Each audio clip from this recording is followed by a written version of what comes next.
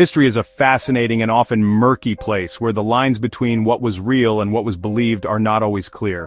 In centuries past, people did not see the world as we do today. For them, science, religion, and magic were not separate things. Instead, they were all woven together into a single, complex tapestry of understanding.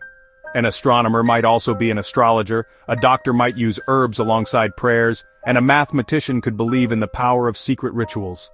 This was a world where unexplained events were not just mysteries to be solved, but were often seen as evidence of hidden forces at work. Forces that could be either divine or demonic, heavenly or hellish. In this environment where fear and faith walked hand in hand, the idea of making a deal with the devil was not just a spooky story. For many, it was a terrifying possibility. People believed that immense power, knowledge, or wealth could be gained by bargaining with dark entities from the underworld. This belief led to some of the most dramatic and strange stories in European history, involving real people whose lives became tangled in accusations of black magic and sorcery. Their tales show us how a thirst for knowledge, or a desire for power could easily be misinterpreted as something far more sinister, especially when things went wrong. These stories are not just about dusty old books and forgotten rituals. They are about human ambition, political intrigue, and the desperate search for answers in a world that was often chaotic and frightening. From a brilliant scholar who earned the nickname the Wizard of the North to a powerful duchess accused of using witchcraft to seize the throne, these accounts reveal the deep-seated anxieties of their times. They show how easily a person's reputation could be destroyed by rumors, and how the fear of the supernatural could lead to very real and very tragic consequences, affecting both the powerful and the ordinary alike. As we journey through these dark legends, we will explore a world where angels and demons were thought to speak to mortals, where wax dolls were believed to hold the power of life and death, and where even a man of science could find himself defending his own mother from accusations of witchcraft. These tales are more than just historical curiosities. They are powerful reminders of a time when the veil between our world and another darker one seemed perilously thin. They invite us to step back into the past and see how people grappled with the greatest fears and mysteries of their age. Long before the age of modern science, there lived a man whose intellect was so vast that people whispered he must have gotten his knowledge from forbidden sources.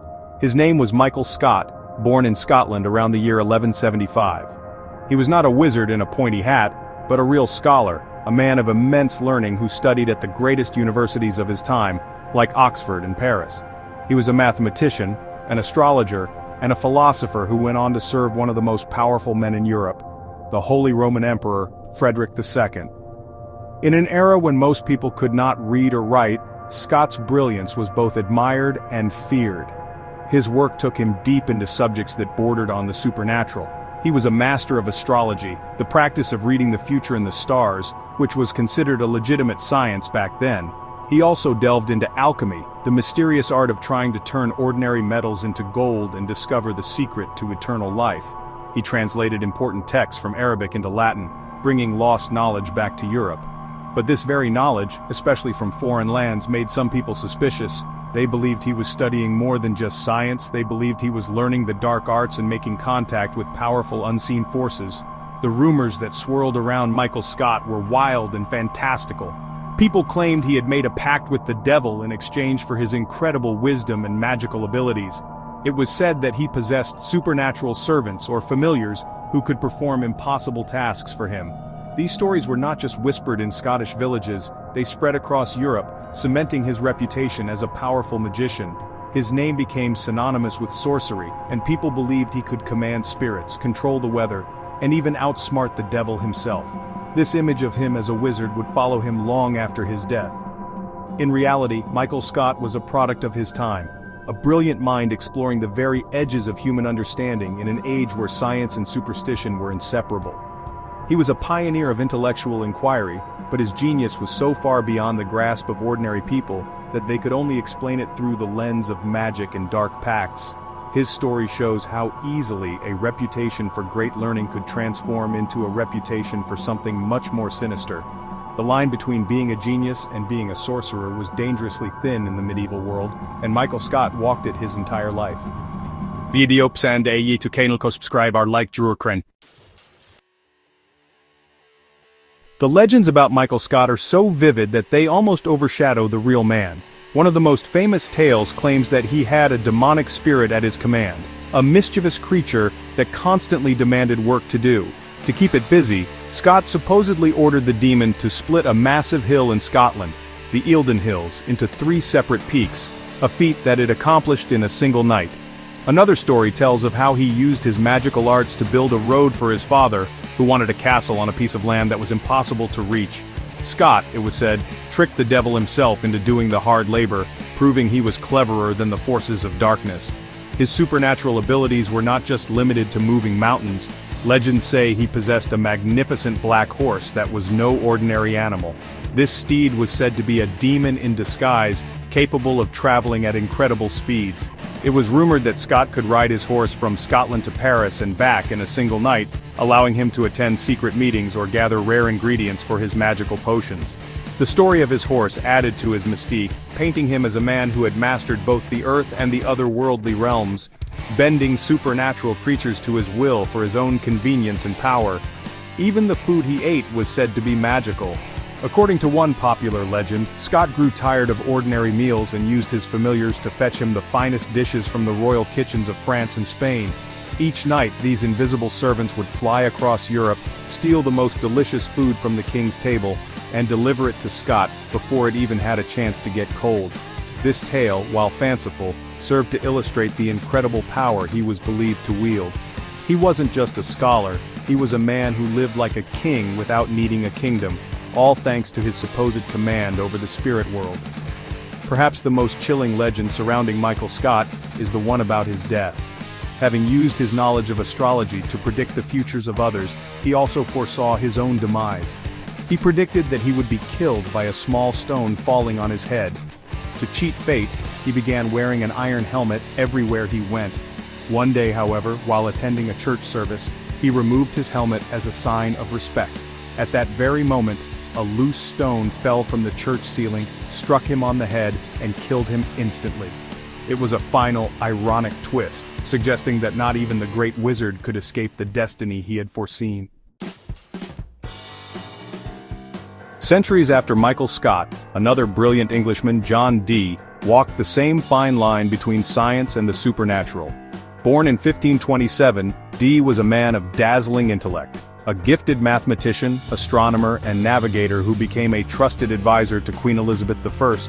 He was one of the most learned men of his age, with a personal library that was larger than those at Oxford or Cambridge. He helped plan England's voyages of discovery, and even chose the most astrologically favorable date for Queen Elizabeth's coronation. To the royal court, he was a respected scholar and a vital asset to the nation. But behind the closed doors of his home, John Dee pursued a much more mysterious and controversial passion. He grew frustrated with the limits of human knowledge and became obsessed with the idea of contacting a higher intelligence. He believed that angels and spirits held the secrets of the universe, and he was determined to communicate with them. Around 1580, he began a series of experiments, or spiritual conferences, using tools like a crystal ball and a polished black obsidian mirror. He was not trying to summon demons. In his mind, he was a devout Christian seeking divine wisdom from God's messengers.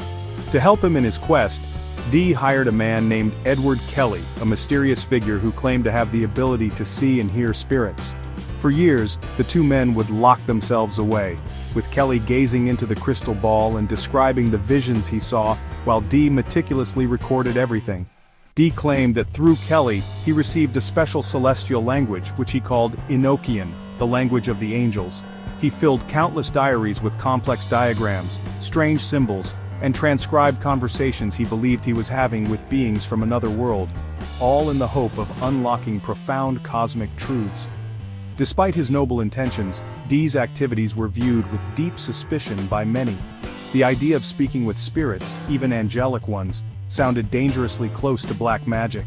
His strange inventions and secret sessions fueled rumors that he was a conjurer, a sorcerer who was meddling with forces best left alone. He was a man caught between two worlds, the rational, scientific world of the English court and the mystical, spiritual realm he so desperately wanted to explore. His life is a perfect example of how the thirst for knowledge during the Renaissance could lead a brilliant mind down a very strange and perilous path. While John Dee believed he was communicating with angels, darker legends began to cling to his name, suggesting he had accidentally opened a door to less benevolent forces. One of the most enduring stories comes from his time at Chetham's Library in Manchester. According to the tale, during one of his intense scrying sessions, Dee did not summon an angel, but instead accidentally conjured the devil himself. The story goes that the devil appeared in a furious rage, slamming its hoof down onto a wooden table in the library with such force that it left a circular burn mark seared into the wood. This mark, known today as the devil's hoofprint, can still be seen on a table in the library, a physical reminder of this chilling legend. Whether the story is true or just a piece of local folklore that grew up around the mysterious scholar, it shows how Dee's reputation had shifted in the public imagination. He was no longer just the Queen's advisor who spoke to angels, he was now a man who had dabbled in forces so powerful that he had brought the devil into an English library. The story served as a cautionary tale about the dangers of seeking forbidden knowledge, no matter how pure the intention. Dee's partnership with Edward Kelly also led to ruin. Over time, the angelic messages that Kelly received grew more and more bizarre. The spirits began to demand strange and unsettling things, culminating in a shocking command that Dee and Kelly should share all their possessions, including their wives. The devoutly Christian Dee was horrified, but after much prayer, he reluctantly agreed, believing it was a test of his faith from God. This event shattered the partnership between the two men, and marked the beginning of Dee's downfall. He had followed his spiritual quest to its breaking point, and it cost him dearly. In the end, John Dee's quest for divine knowledge brought him only poverty and disgrace. While he was away traveling in Europe with Kelly, an angry mob broke into his home in London, destroying many of his precious books and scientific instruments, believing they were tools of witchcraft.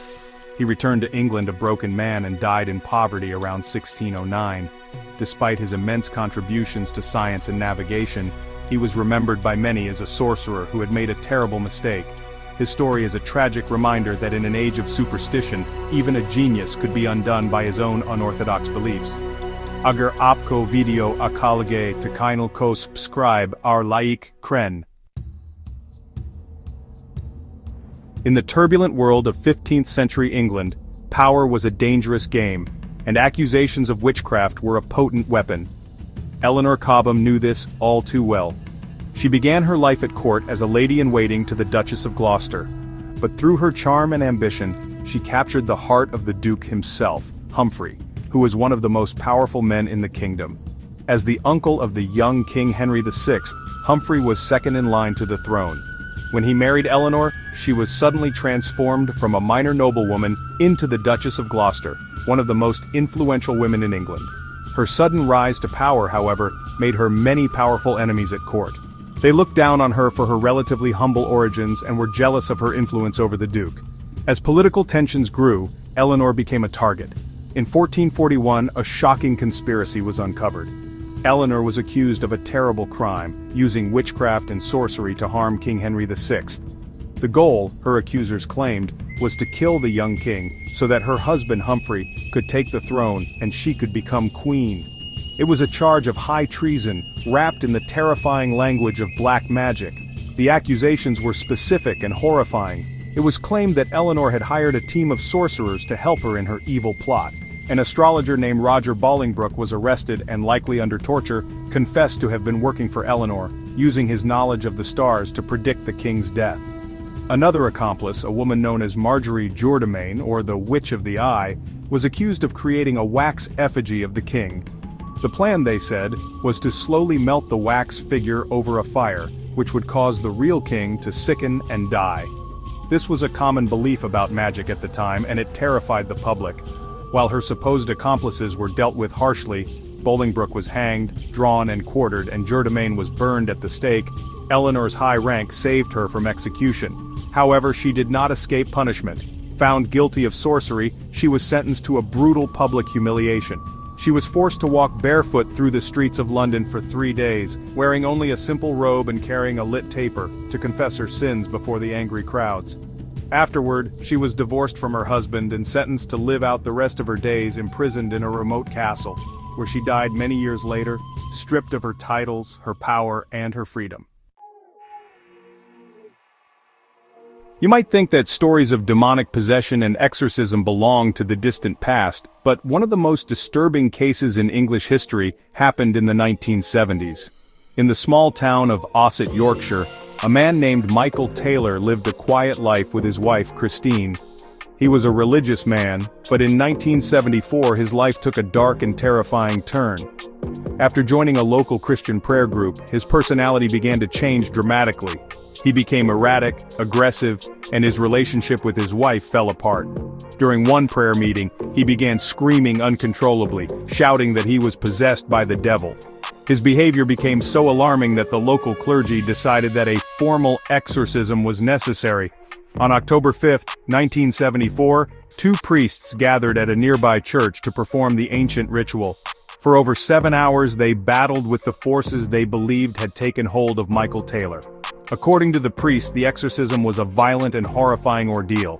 Taylor screamed in strange voices, spoke in languages he didn't know, and displayed incredible physical strength, requiring several people to hold him down.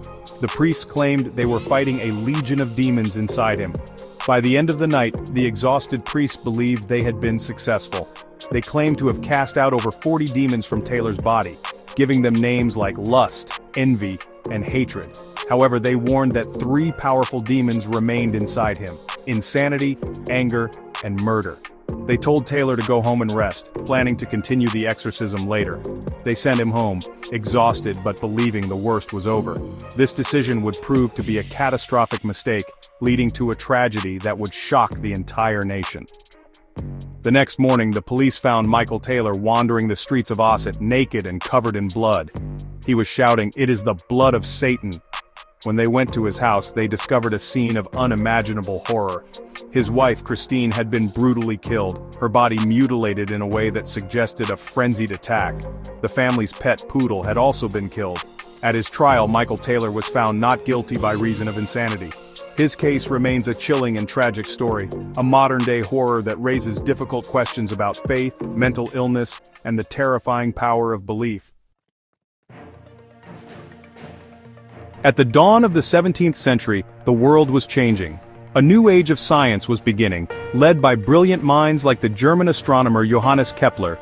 Famous for discovering the laws of planetary motion, Kepler was a man who used mathematics and observation to understand the universe.